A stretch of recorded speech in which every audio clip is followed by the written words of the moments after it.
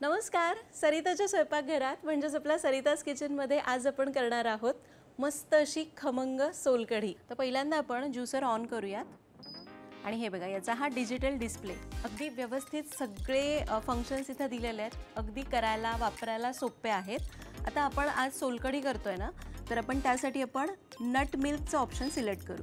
हा option select केला, याला स्टार्ट करूया। आता वरून आपल्याला घालायचं आहे नारळ।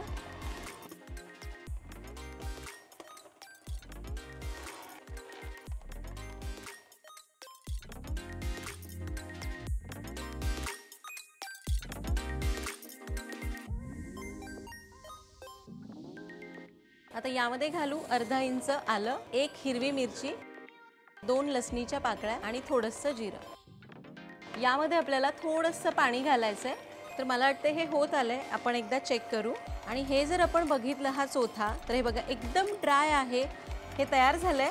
आपण याला बंद करूया।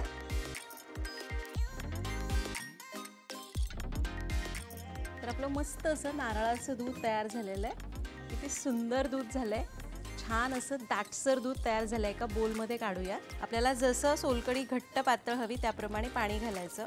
चवीप्रमाणे मीठ घालूया, आमसुलाचं पाणी घालूया, याला ढवळून घेतलं। वाव, बारीक चिरलेली कोथिंबीर आणि काय सुंदर रंग आलाय कोकमाचा। आहे की नाही मॅजिक? तर मला असं वाटतं की the magic is in the making.